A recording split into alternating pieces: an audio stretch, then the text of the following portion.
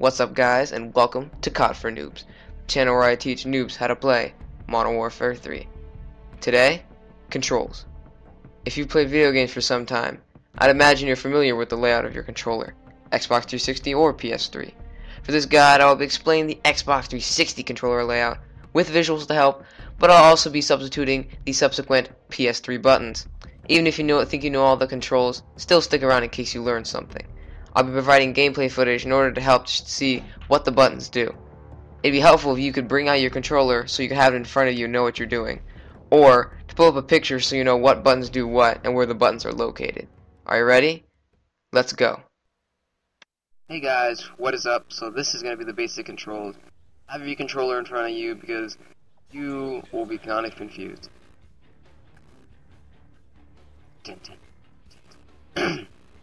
So now, you're playing, the game starts, and you're wondering, what do I do? What do the buttons do? I'm staring at the controller, and I have no idea what all these buttons do. We'll start with sticks. So, what the right and left stick do? What the right stick does is this. It turns your player. So you can see I want to turn to the right, I tilt the stick to the right. I want to turn to the left, I tilt the stick to the left. The more you tilt it, the more it turns. Now this is kind of fast. What the game puts you on in sensitivity is 2. As you can see, this is a little bit slower. It's better for novice players. This is me tilting it all the way. It goes somewhat fast. Now you may think this is kind of fast, but compared to insane, this is tilting it all the way on insane. That is absolutely ridiculous. I play on 6, but that's just personal preference.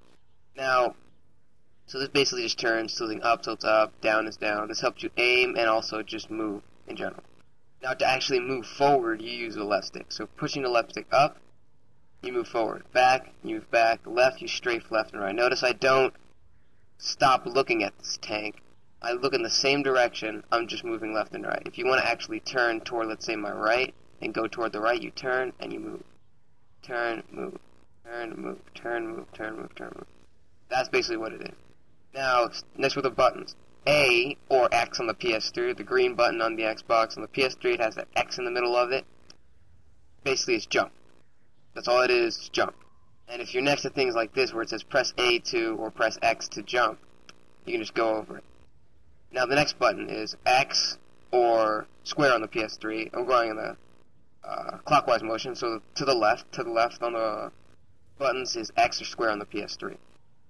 Now, what X or square does is if you fire your weapon, I'll get into this later, press X or square, and the weapon reloads. You can see on the bottom right, when I shoot, the white bullets start going down. When I reload, it replenishes. Now, next is Y or triangle on the PS3. You basically just switch weapons. Switch my pistol, switch back to the gun, to the pistol, to the gun. That's basically all it is. Now, what B does is different. So, options, usually you'll have it on default. Default is what it obviously is default. So, B is crouch and prone. So, on default B, you can press B to crouch, and then hold it to prone, and hold it back up to go up. And then, on default, what clicking down on the right stick will do is melee. So you click down on the right stick, not tilt down like this, but click down, you melee. But now, if you change it to tactical, which is what I play on, they're switched. So this is B, and now tactical is having it right on your thumb is the crouch. So that's basically just what B or circle does on the PS3. Now for the back, the top of the controller, the triggers and the buttons. This is different on the two consoles. So on PS3, R1 and L1 are shoot, the left one does aim down the sight like this, and the right one shoots.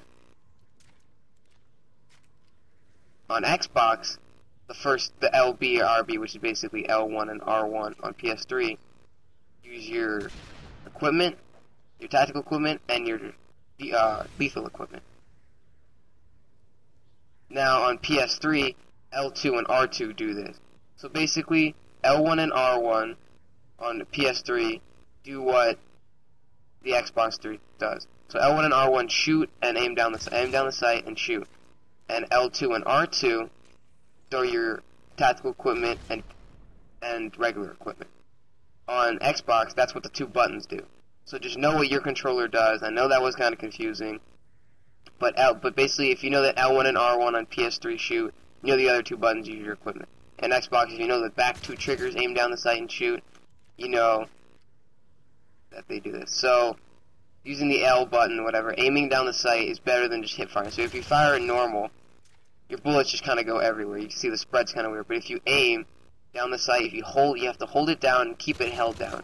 And if you shoot, they're a little bit more centered. You can see it's just better for aiming. You don't need to do it all the time, but for a little bit longer ranges, like there, you probably need to aim down the sight. Anyways, I believe that's it. The back button just shows the score, or the select button on PS3. The start button brings up the menu, which you can navigate using any stick, either stick or the D-pad, and pressing A or B, A to select and B to go back. That's basically it.